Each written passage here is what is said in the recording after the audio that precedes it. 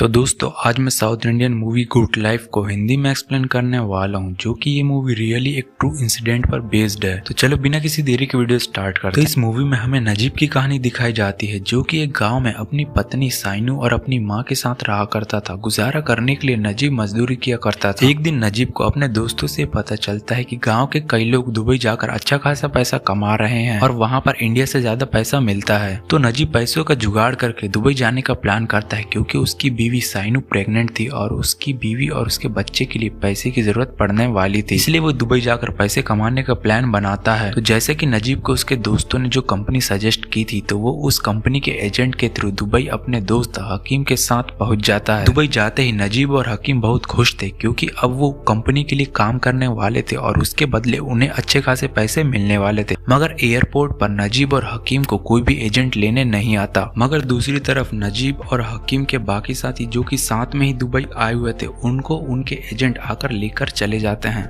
नजीब और हकीम का एजेंट कोई और था, मगर वो उन्हें लेने नहीं आया था। एजेंट का वेट करते करते रात हो जाती है। थोड़ी देर बाद वहां पर एक आदमी आता है और वो नजीब और हकीम को गाड़ी में बैठाकर ले जाता है। अब इन दोनों को अरबी बोलने नहीं आती थी, वो उस आदमी की बात नहीं समझ पाते और उसके साथ चले जाते हैं। वो आदमी उन्हें शहर से बहुत ज्यादा दूर लेकर चले जाता है और वो हकीम और नजीब को अलग अलग जगहों पर छोड़ देता है। नजीब ऐसी जगह पर पहुंच जाता है जहाँ चारों तरफ रेत ही रेत थी और वहाँ पर सिर्फ दो आदमी रहते थे। पहला वहाँ का मालिक, जिसे अरबी में कफील कहा जाता है, और दूसरा उसका नौकर, जो कि उसके जानवरों की देखभाल करता था। नजीब ये सब देखकर हैरान हो जाता है, आखिर वो किस जगह पर पहुंच गया है जहां पर ना ही खाने पीने की कोई व्यवस्था और ना ही सोने का कोई जुगाड़। और जब नजीब को नींद आती है तो वो कफील के टेंट के अंदर जाकर सो जाता है। मगर जैसे ही कफील की नींद खुलती है तो वो नजीब को धक्के मार के टेंट से बाहर निकाल देता है। नजीब को कुछ समझ नहीं आता, क्योंकि उसे अरबी बोलनी नहीं आती थी, तो उसे कफील की बातें कुछ समझ नहीं आती और नजीब को सारी रात टेंट के बाहर रेत पर सोकर गुजारनी पड़ती है।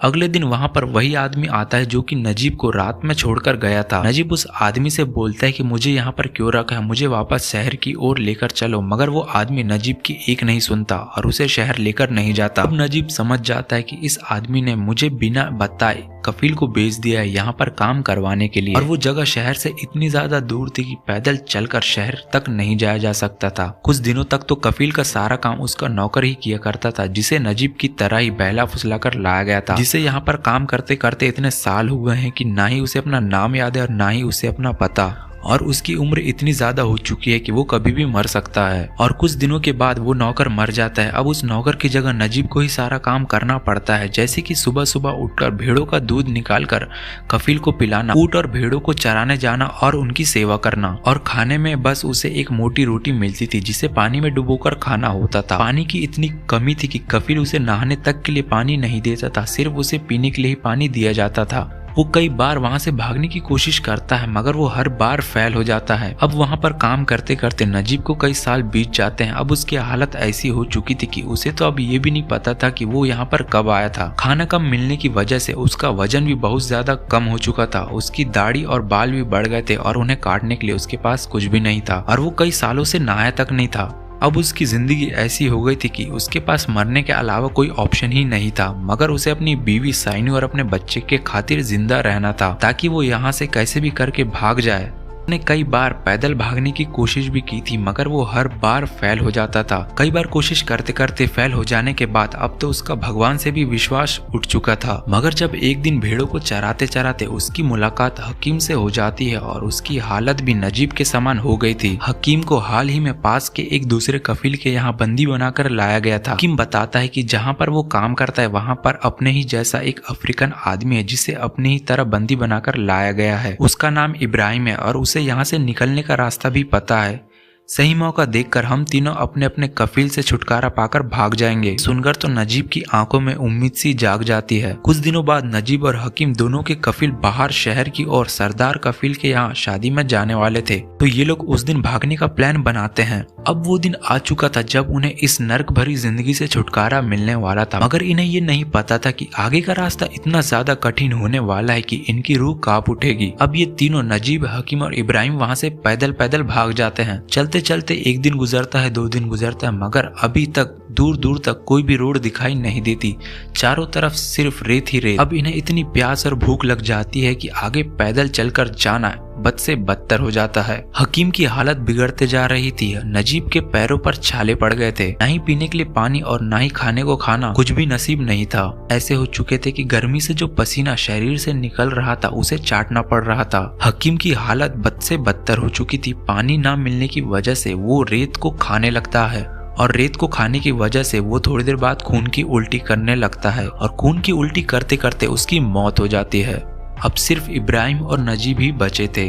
2-4 दिन से ज्यादा हो चुके थे। पैदल चल चल कर इनकी हालत गंभीर हो चुकी थी। इन दोनों को पानी की एक बूंद तक नसीब नहीं थी। नजीब की हालत तो ऐसी हो चुकी थी कि वो अब एक कदम चलने लायक नहीं था, मगर इब्राहिम जैसे तैसे करके उसे उठाकर चलने लगता है। नजीब की हालत मरने के कगार पर थी। ना ही रोड दिखाई दे रही थी, ना ही जीने की कोई उम्मीद जिससे यहाँ इस नर्क जैसी जगह से निकला जा सके।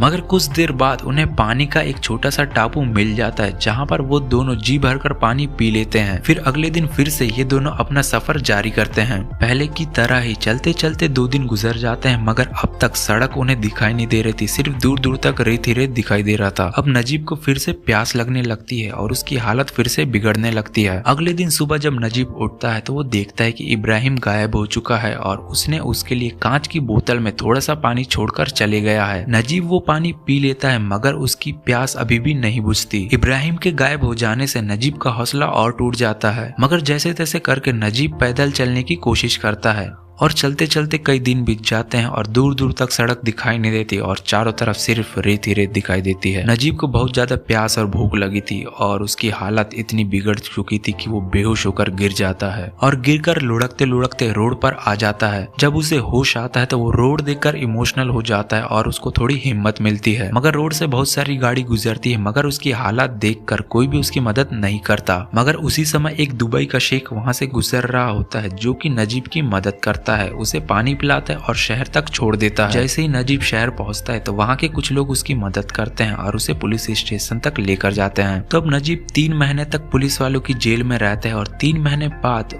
उसे इंडिया भेजा जाने वाला था। अब नजीब बहुत ज्यादा खुश था क्योंकि वो अपने घर इंडिया जाने वाला था। तो दोस्तों यहीं पर ये मूवी एंड होती है। अगर आपको वीडियो पसंद आए तो चैनल को सब्सक्राइब करके वीडियो को लाइक जरूर कर देना। मिलते हैं हम लोग नेक्स्ट वीडियो में, तब तक के लिए बाय बाय।